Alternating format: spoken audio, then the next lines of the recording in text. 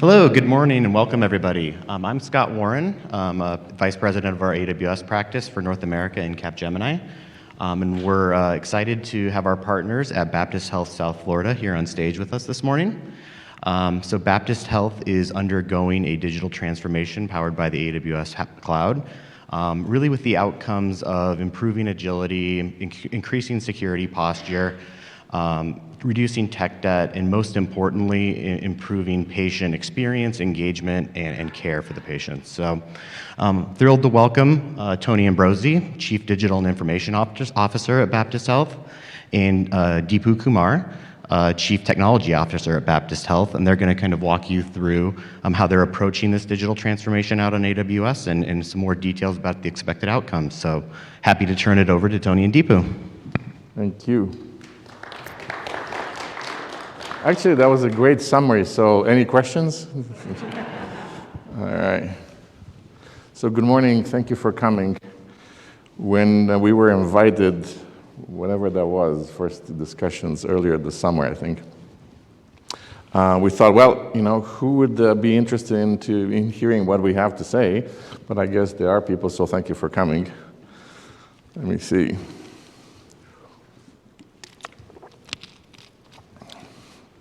All right, so I'm Tony Ambroize, the Chief Digital and Information Officer at Baptist Health. Before we go into who and what is Baptist Health, a little bit of a story. And Deepu is like, oh no, another story. All right. So I joined Baptist about 15 months ago. So since then I had, I've been speaking on panels and getting this two questions. Number one is, what were you thinking when you joined a hospital system in the middle of a pandemic, a 100-year-old pandemic? And the answer to that is, when else you join a place in an industry, more than a place, an industry, that needs so much transformation than during a pandemic, all right? Because the pandemic drives the opportunity for transformation. I don't know if you remember, maybe it was mentioned here, in the first 2 months or whatever it is, first 5 weeks of the pandemic, the entire economy evolved and the worth of 5 years of digital transformation. So I said, this is it. If not this time, when else? The second question I got asked is, wait, you came from Disney. So I was doing technology at digital at Disney Parks in Orlando. Now you're moving to healthcare. What's the connection? Other than writing mobile apps. And the connection is the following. Clearly, it's really the consumer centricity. And obviously with Disney and prior to that, I was with American Express. That's the intense focus. It's all about the consumer. It's all about the guest. It's all about their experiences, and even before they come and definitely after they go, and how they consume the products and the services, all about consumers. Now, on the healthcare side, and I talk about in general in terms of healthcare, the industry, the one that most of us here, I don't know if there's anybody who is a physician or a nurse in the audience. If not, we're all patients and consumers. Obviously, on the medical experience side, superb. You go there, you're taken care of. But going in and coming out and interacting in between is probably a bit problematic, I think you would agree. How you get appointments, how you get the news about your updates, how you get results, all that stuff is somewhat problematic. So, Baptist, the board, about maybe 2 years now, they decided that digital and the digital transformation is going to be super important for the success, long-term success of the system being the hospital system. Actually, the CEO, Brian Kelly, who's a visionary, he keeps saying that he believes that by far digital and what we're doing now, we're going to do continue to do is more important than the pandemic itself. Sure, it's of a different kind, but it's really, really important. And they came even before I joined with this a mantra of being the, should I say that out loud? The Amazon of healthcare in South Florida. There you go. And what else, we can say about Amazon that other than this consumer focus, a relentless consumer focus. So this is really the why. We're going to talk a little bit more about the details. So Baptist, South Florida, not that Baptist, not the other Baptist, not the other Baptist. So we're in South Florida. A funny story, about 2 months after I joined. So I started 1st of October. In maybe even less, November, I get a call from a recruiter and says, he says, I was retained by Baptist to hire a new chief digital officer. So I said, wow, my boss is already thinking of replacing me. In reality, it was the Jacksonville Baptist, not our Baptist. Yes.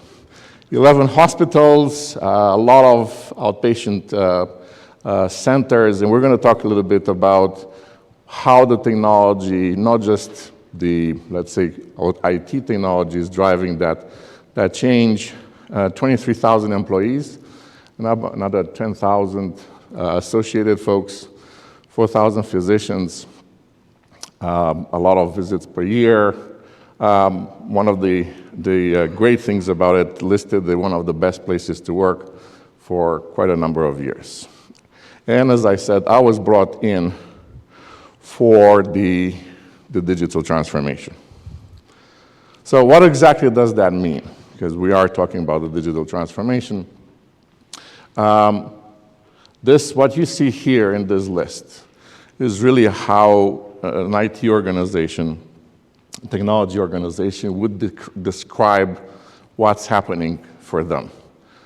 They're asked to do things faster to market, better security, so on and so forth. But in reality, the driver for the system is much bigger. And it's a challenge on the business side that drives all this work on the technology side, on the digital side, and therefore the cloud part. So let me explain why. A lot of changes, not just in the healthcare industry, but across the board. But in healthcare, a lot of pressures, constant cost pressures. We need to get more, and I'm talking about the industry, we need to get a lot more efficient. We're spending $4 trillion per year on healthcare. We need to make sure that we're getting what we pay for. A lot of influences, regulatory influences, regulatory pressures, new entrants into the marketplace. Do I mention Amazon? Again, Amazon Care. So a lot of drivers of change there. But also we were talking about consumer centricity, also that expectation of the consumers and the patients that they interact with the healthcare and with us in a very different way than they used to and they currently are, right? And again, we're all consumers and patients. It is about having more control over the process, a lot more information, a lot more say, a lot more advanced the notifications, things being much simpler than they are, much more straightforward. Clearly, healthcare is a very complex arrangement where the customer, unfortunately, sees all that complexity between the hospital systems, the payers, the insurance companies, and all the other players, whether it's the government or other entities. It's complicated. And so therefore, there is an expectation that how they interact with us will be different. All right, so that's kind of what's driving the need for a business change, then in turn drives the need for a digital transformation change. And digital transformation is really a business transformation with digital tools and technologies and experiences, right? It's not something in itself, but it's something that is done for the business and in a continuous manner. That digital transformation drives digital, in principle, digital experiences, digital capabilities, which in turn drive technology changes. So it's a little bit layered. For me, the basic is pure technology, then digital experiences, and then on top of that is the business transformation, if you want. By the way, if you have any questions, feel free to interrupt and I can address. All right, so this is where I've done that transition from the bigger picture is what's changing in the industry that will influence us and influence the digital and influence the technology. Then let's talk about cloud.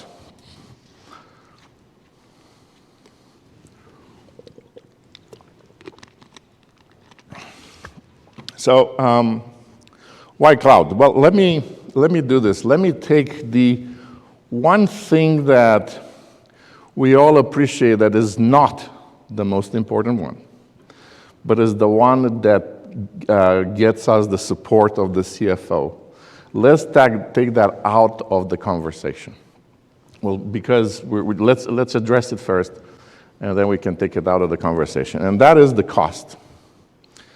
Right. And there are two elements there where cost per unit of processing, however you want to measure it, will eventually continue to be cheaper than the normal average on-prem implementations over time. When you factor in, yes, you buy those things over time, some of them may be depreciated, but at some point you need to buy new ones, and managing a whole data center, all that stuff is expensive.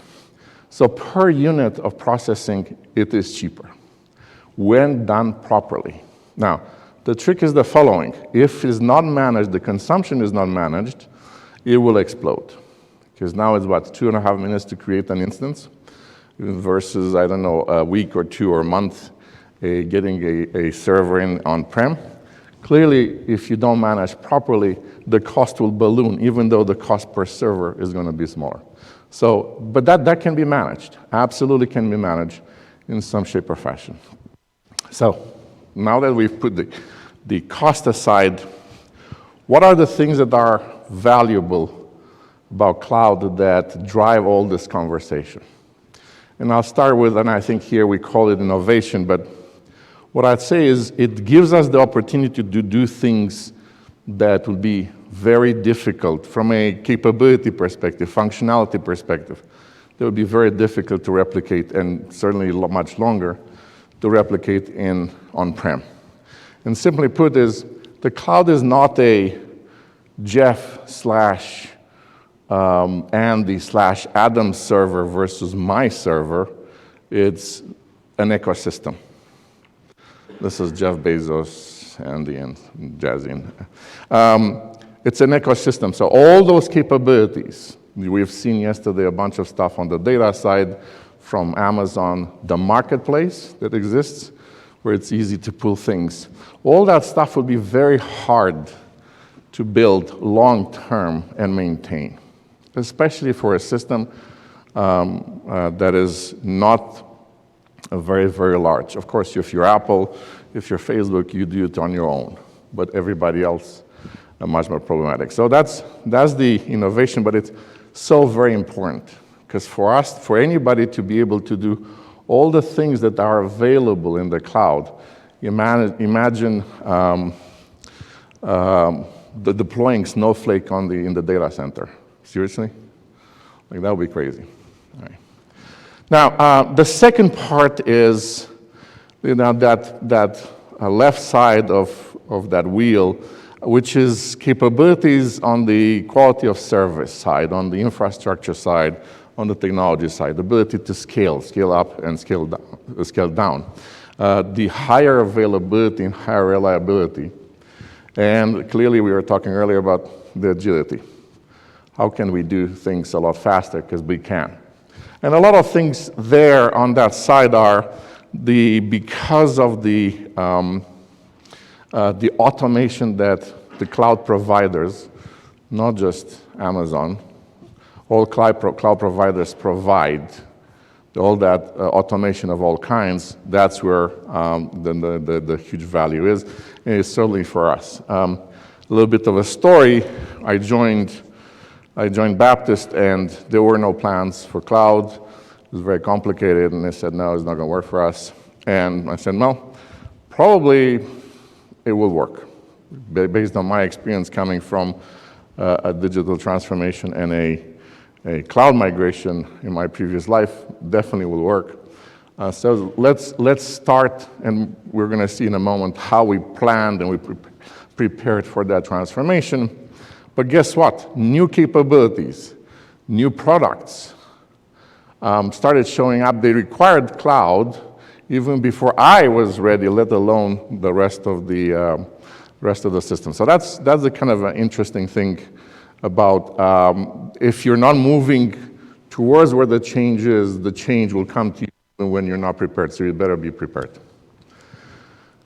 All right. Okay, so now getting into a little bit on the migration approach. The way I would say it is the following, and we were talking about with our AWS friends yesterday, is really a basics of cloud and cloud migration, taking the stuff we have and put it there. But then obviously the next level will be to use all those good things, goodies, at least on the functional side that the cloud provides. And so how do you how do we think about doing this transition? Well, it's a change like any other. Of course, a lot of technology involved, but really a change like any other. So you start with what you have. What is it that you have? And this, depending on the industry, can be extraordinarily diverse.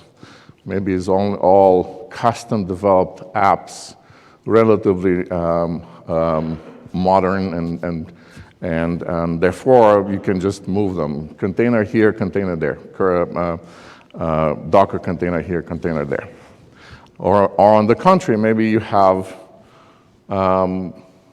mainframe. That would be a lot more complex. But so you need to understand exactly what you have. Or the other side, the other extreme is you need to decide, or we needed to decide what exactly do we want to have at the end of this journey. Because you can go full-blown, as some of the consulting companies, no pun intended to anybody, have been suggesting on going full cloud native, that is rewriting everything. And that can be done, but it costs a lot of money and takes a lot of time. Or you just move everything as is in a shift, and there's still a benefit. There's still a benefit, or somewhere in between. So you need to decide, and at least that was our approach, what exactly we wanted to accomplish at the end of that, say 2 years, 3 years. And then with those, and do 2 points of figuring out how you get from A to B. All right, a little bit more detail here. So again, the snapshot. What is it that we have? The inventory, the data, the applications, the networking, the latency requirements between applications, SLAs, what needs to be where, what needs to respond how fast, so on and so forth. And then there's that process that we call discover and organize that basically is based on what we discovered and based on what we need to do, we want to end up with. And based on what we call the reference architecture for the cloud, that is, what would we like applications and systems to look like when they are in the cloud? What is the standard? What is the topology? What are the products? So on and so forth. That kind of leads into what you're going to do for each. And again, as I said, there's going to be a combination of things. From hey, as we were going through that inventory, we discovered that we have a bunch of things that we don't really need. So let's retire them, or let's consolidate them with something else. I think in any place that I know, that's probably 10%, 20%, sometimes surprising. And then, a combination of other things move us, shift to the cloud. Maybe if it's a vendor product, then you get a SaaS from the vendor. That's also a re-platform. At the very end, at the very top, is the refactor. That is, you rewrite this. To some degree, you rewrite it. So that would be kind of the process. And a little bit more in the detail about the migration model. Do you want to take it from here? All right, so as we get into the meat of this thing, I'll let Deepu drive this. I'll try to get on that little chair over there. Thank you, Tony. Thank you. Yeah, I think it's no different than what just Tony mentioned. We go through the application inventory, we do the rationalization. We bucket the applications, identify what falls into the vendor application list, what falls into the custom application list, and what spectrum does it fall? Can we do it if it's a vendor application? Is there a SaaS offering from the vendor? Can we use the SaaS offering? Is the vendor offering a platform as a service? Do they have container strategies? So go through that, make the rationalization, bucket it up, group it up, and then leverage whatever the approach it is to migrate the application. And again, the key factors of success, building on what Tony outlined before, it's essentially getting to a point where infrastructure operations becomes seamless.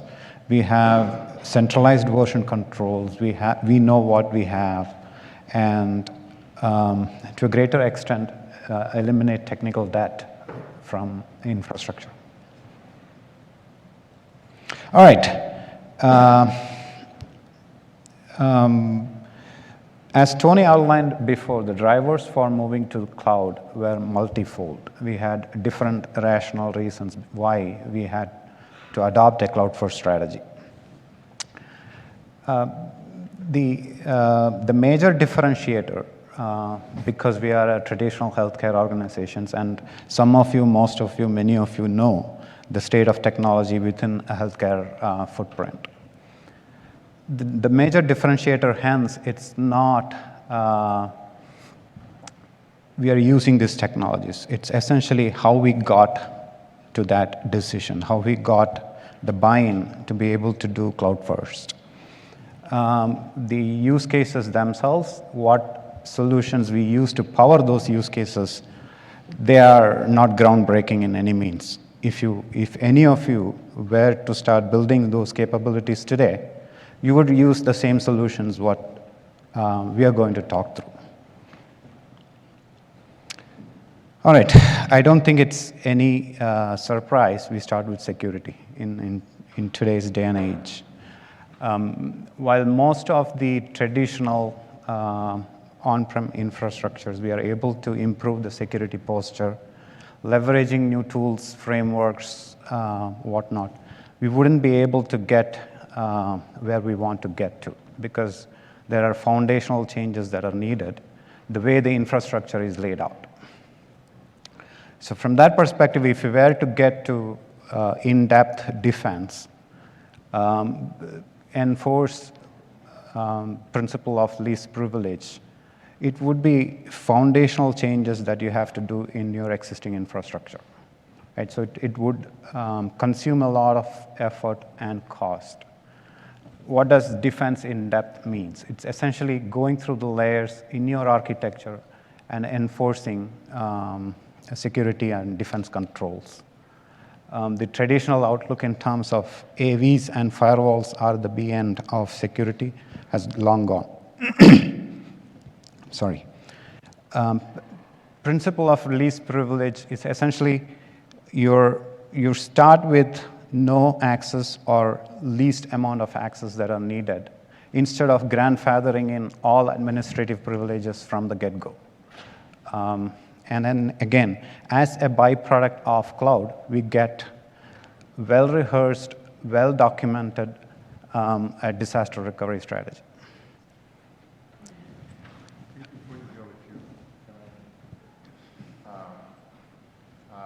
you could go back one slide. I wanted to reemphasize what Deepu just said. So if you look at these things, the defense in depth and principle of least privilege and all that stuff, we've known and we've done or tried to do this for 20 years or more, right?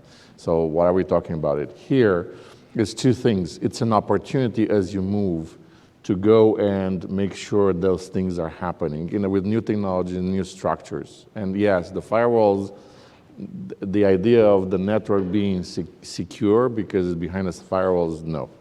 But this is the opportunity to relook and to say, since you did all those things, for example, least privilege, is that still the case? Or do you have thousands of people who have access to things that...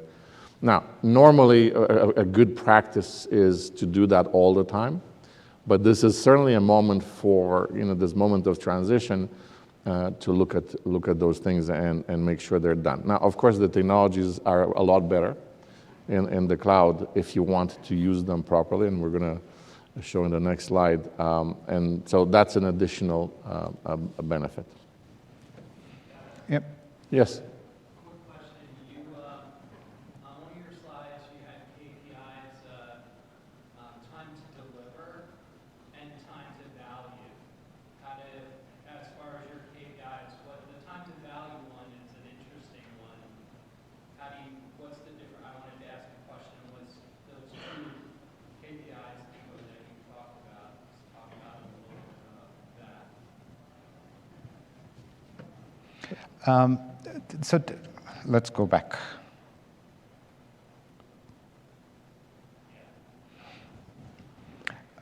So time to deliver, you know what it is. It's essentially how much time you're able to churn in new capabilities. Time to value is how long. So a capability in itself may not be complete in the first go round. You may have a series of feature sets that are making up that capability. So the time to value is how long it takes for you to realize value for that initiative, right? So you start with a small and then you iterate it through. By the end of that time, how long is it taking for you to deliver that value, what you are forecasting for that product? Is that different than KPI for delivery? It is. It is, because it's looking at that product end to end rather than individual feature sets within that product. So these, I'm not going to go one by one into these tools. You guys, as much as I do or more, know what these capabilities provide from Amazon perspective, or the tools provide. The beauty here is that these are not disconnected individual capabilities. These are integrated, well-integrated solutions that will build up what the use case you have. For example, we spoke about a principle of least privilege. Now, that's where the IAM and Cognito comes into play. You can get to the fine-grained authorization needed for the resources that you are building. We spoke about defense in depth. That's where Shield and the AWS firewall and all that fun stuff plays a role. So that's the ecosystem, integrated ecosystem, gives you the flexibility that otherwise you wouldn't have. Another use case what we have is we follow a 3-to-1 backup strategy. And with AWS, we were able to, we were able to leverage AWS for our offline. Also, air gapping with all the ransomware news that you hear every day. Air gapping became one of the core needs, and that's where S3 and Glacier helped us with respect to providing that capability.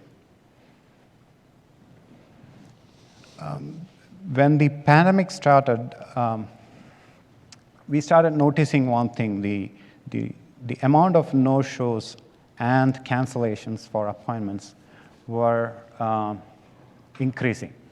So the mode of communication, or the primary mode of communication being phone, people were either not answering the phones, or the number themselves, because of the spoofing what exists today, the number themselves were being marked as spam. So while the facilities were making the call, the patients were not answering the calls. So along with chasing the carriers, so I'm sure, I don't know how much you know, to mark a call or a number as spam, each carrier uses their own data stores. So it's not a central place where the number gets marked as spam. Each carrier has their own data stores. So along with working with the carriers to validate our numbers, it was becoming clear we needed a multi-channel capability. So that's what we did. We developed a multi-channel communication strategy using AWS Pinpoint that the contact center can use email or text to communicate with the patients. This was ideation through implementation was done in 30 days, leveraging the tools we have in AWS. And it's proving to be a great help with respect to that communication. So you can imagine, we have a cancer institute, and if the facility is trying to reach the patient for an infusion and they're not able to reach the patient on time, you can imagine the impact that's going to have on that patient. Digital capabilities. So Tony mentioned the transformation and the onset of digital tools that we are bringing into the ecosystem to facilitate or ease consumer access. We are starting the transformation looking at the consumers. So how do we ease access to care for the consumers? So with that, our mobile app, which is the primary entry point or the front door for consumers, we are enriching and enhancing the capabilities there. That would be the single point for patients/consumers. If you want to browse locations, to take an appointment, to view the results, to talk to the provider end to end. This is a completely cloud-native application built in AWS, leveraging most of the EKS and gateway and end-to-end capabilities within AWS. The Digital Smart Room is another initiative which is for inpatient experience. When you're admitted to the hospital, how do we enhance your experience there? So this provides a list of features where knowing your care providers, to knowing your education content and taking your education content, to watching entertainment content, video conversing with your friends, families, ordering meals, and so on and so forth. So the platform, as well as the integration engine that powers the capability, is hosted in AWS. Similarly, for the telehealth platform, which is essentially our virtual care, both from a consumer to provider and provider to provider capabilities. So these capabilities are not something that Baptist invented. This exists today. The difference here is the speed at which we are able to churn the capabilities out. So we have a release almost every 2 weeks with new feature sets, new capabilities, and whatnot. There was a use case, I'll take an example. There was a use case for scanning in driver's license as part of our registration process. We looked at some of the OCR capabilities, but it was error-prone. And it was forcing the users to scan I'm sure you have gone through that, where the picture is not right, it's not reading right, it reads something, it reads wrong. So we had to pivot to a different solution where we take the picture and we use Amazon Textract to extract the data out of the picture.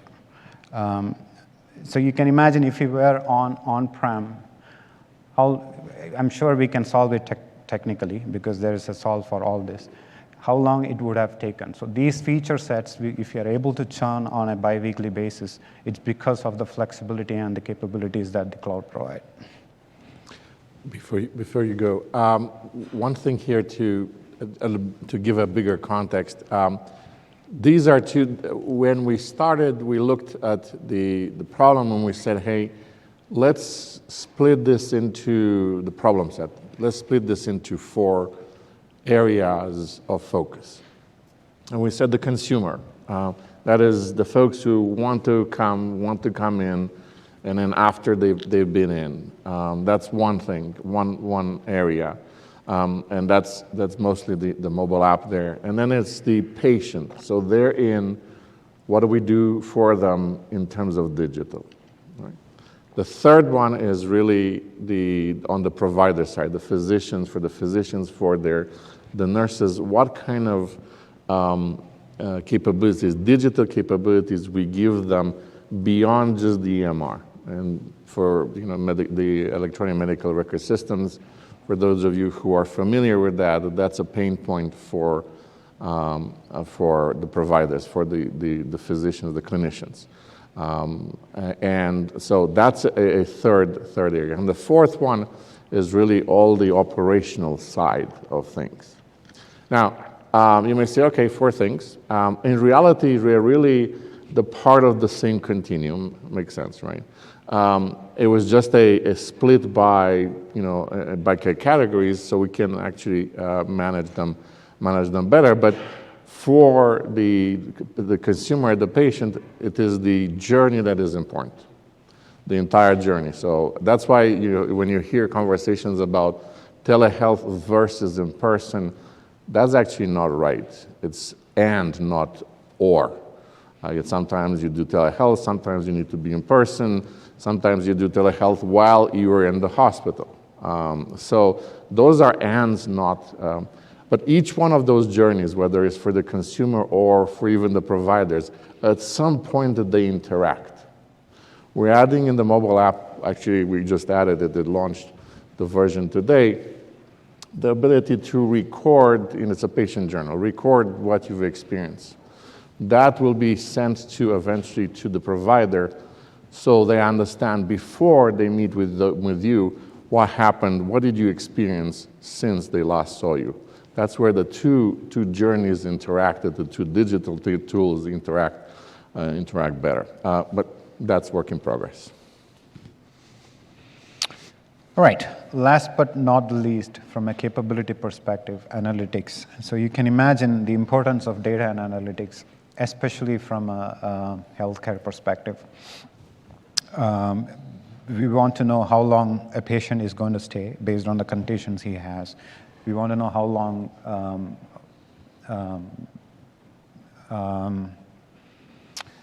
who is more prone to specific conditions versus others. So all of this is possible with respect to machine learning and capabilities if we have all the data structured in a central place. The challenge that we have today is it's siloed and disconnected data sources that exist on-prem, from which any insights is time-consuming. It takes a whole lot of effort to gain any insight, and we are not able to gain anything timely. That we are moving into the data platform in cloud, leveraging S3, Athena, and Redshift, the typical players in an analytics platform. Well, that was at least before yesterday's keynote, because maybe there's a lot more that we need to put in there. So those are essentially the major use cases of what we are working on, which facilitates or complements the. Yeah, and this is an example. Between these 2 slides, the analytics, and earlier you saw the digital experiences, the digital tools. Those are not obviously disparate. And then on the digital side, the more you do, the more you put in the mobile app or the web or what have you, Yes, you have more functionality, but it's more difficult for users to navigate fluidly, especially when they're probably under some sort of duress, pain, or whatever. This is where the analytics and the machine learning can bring in the smarts into, based on the data that we have, the smarts into those digital experiences that basically says, I know what exactly what's happening now. I'm going to try to give you the best that you need right now, not a long list of features and menus, that sort of thing. So that's where these kind of intersect as well. Yeah, I think the platform will serve as the foundation, as Tony mentioned. We will be collecting a whole lot of information from the consumers. Many of, or most of the patients today have smart watches and equivalents, Apple Watch, Apple Health, where we can pull in that information and gain valuable insights. So if you are presume a case where you are a hypertension patient, and you have the habit of taking your BP readings every day. That information, you are pulling it to Apple Health. As a health system, if we are able to pull that information and do some machine learning on it and say that, hey, this patient has increased BP because of certain conditions, the doctor can then use that information to give the right medication to the patient. So that's where the platform and the data comes into play. With that, I will open to questions.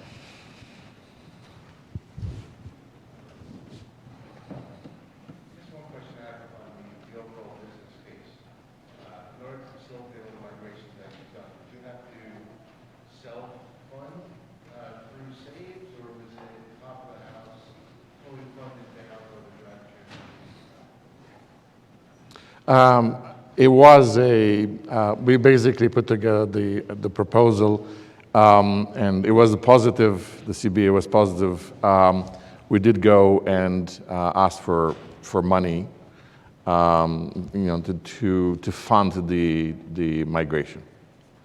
You can do out of savings. It's, in my experience, I've done something like that, not for cloud, but for other things, especially upgrades and updates and of systems. It probably takes a little bit longer to execute on that in that context. But we were either one would work. We went to the board and we asked for the funding, showing where, yes, this is what the investment is. This is the bubble for the dual cloud and on-prem. Then we go down, and eventually over 5 years, which would be the age of equipment you refresh the data center. Over 5 years, you're better off and continuing beyond that. Yes.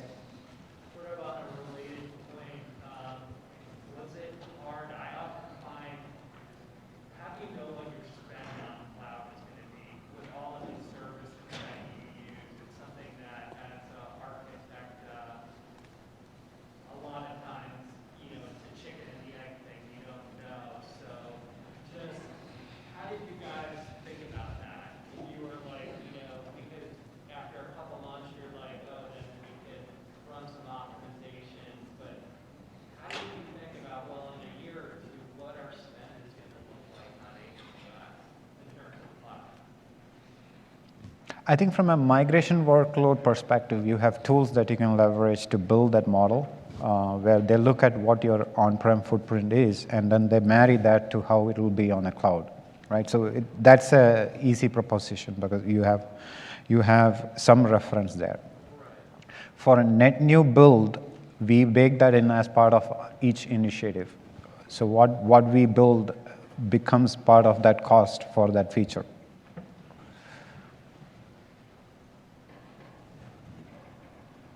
Yes. So a lot of healthcare providers are very concerned about putting their PII data on the cloud. How did you overcome that? Yeah, that comes up a lot in all the conversations. And we talked about security, and the capabilities that we get from the cloud providers are HIPAA compliant. So that's number one. Number two is, on top of that, how secure is the data with all the PHI and meeting HIPAA? It's up to us. It's a matter of protecting and defending that information, that data, and the systems, and that's no different than the on-prem.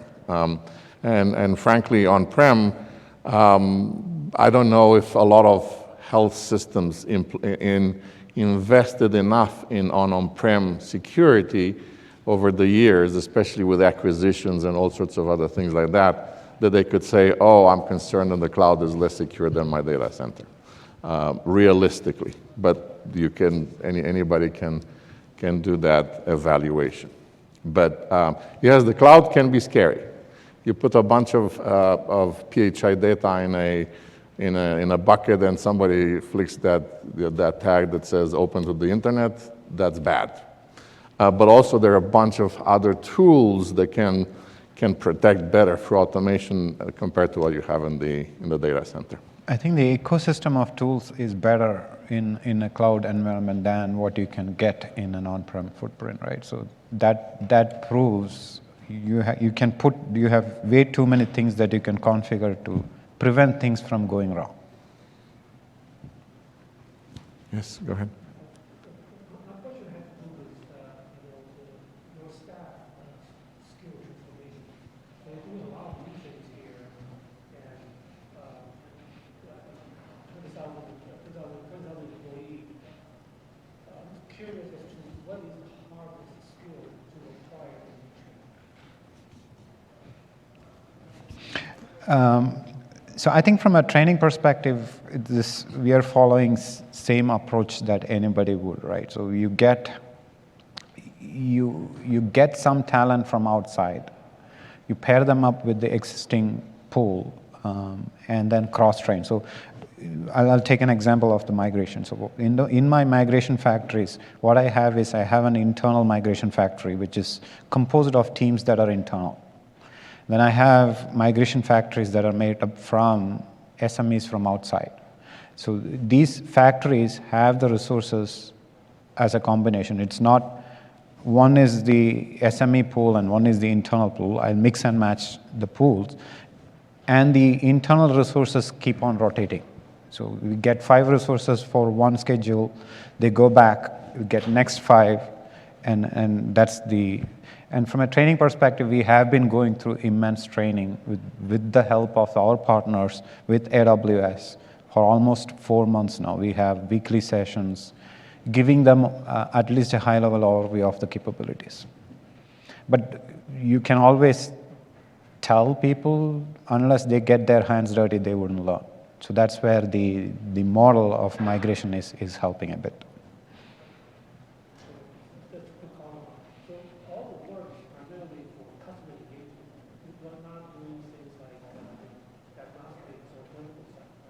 Not yet. But eventually all the systems will be. Yep. We should say there will be some systems that will stay inside hospitals simply for proximity, but most of the others will be there. Yep. Yep.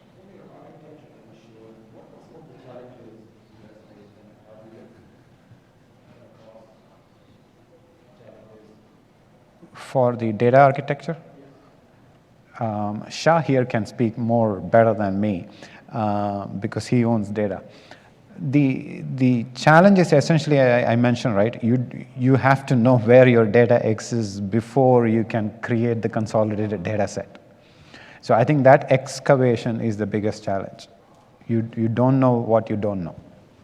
You have very disparate and disjointed ecosystem where you have to go and figure out what data exists where and build that data catalog. That's the biggest challenge. not implementing that architecture. That's straightforward and simple. It's straight up in cloud, you go and you can build that architecture. But how do you get the right data there so that we can leverage that?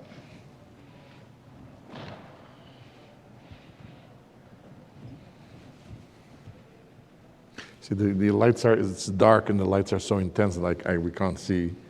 Anybody else? Any other questions? Yeah, I'd like to ask one more question.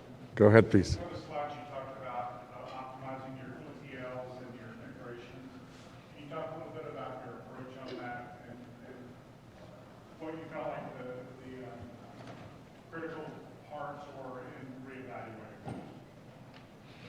reevaluating? Our current ecosystem is dated with respect to ETLs and tools and capabilities.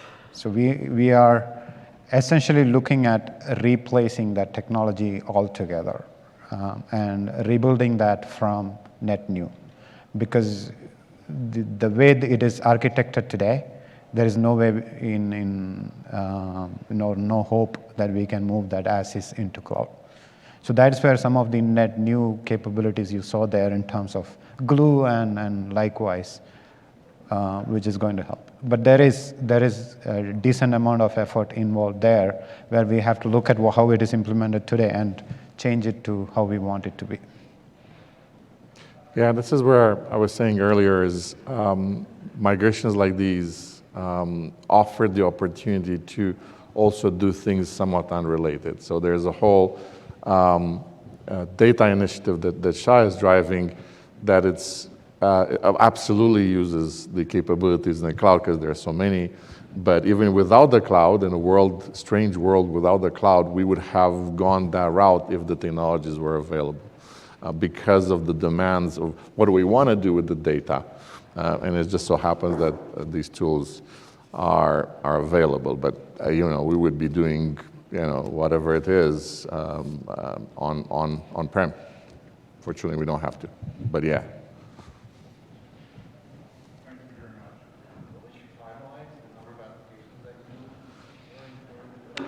Are moving. Yes.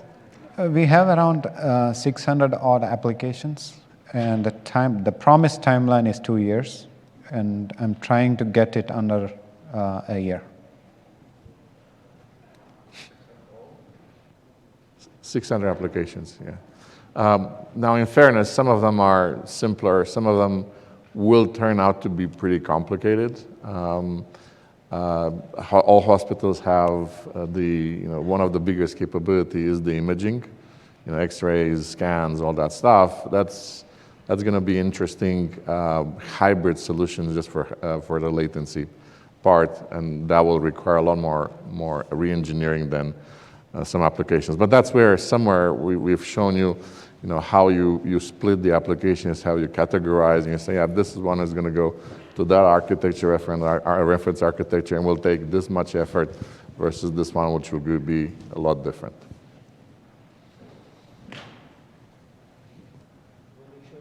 Anybody else? The question is really, healthcare systems are very fragmented. So many systems. Do you think some issues need to be worked at industry level versus having every hospital do it? No hospital can afford to own everything. You're absolutely right about the fragmentation, and unfortunately, that continues because it does provide advantages to the vendors. And you have all these not this conference, but conferences in healthcare where those vendors, they say, oh, here's my gizmo, super gizmo, Rockstar, whatever, just plug it in and everything will be good. But it's a very extremely narrow piece of functionality that won't work well. And now, 6 months from now, you're going to get something else, and on and on and on. You're absolutely right. At the broader level, I don't know what could be done, but you're right. There are some things that maybe we get together, the systems get together, I don't know if with the government or not, to solve some of these problems. And actually, some of that happens as well, with the interoperability standards that actually the government is promoting. But on the architecture side, it is something that we should kind of get together to. And some of the architectures that we see are probably 15 to 20 years behind what you see in other areas, even for basic things, how you do, data storage. And so maybe that's something we need to do to change that architecture situation with those vendors.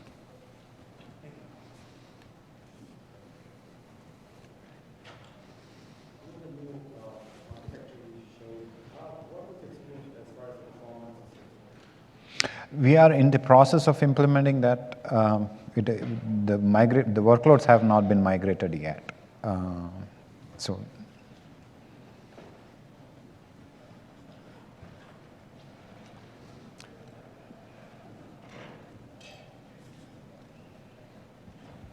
All right.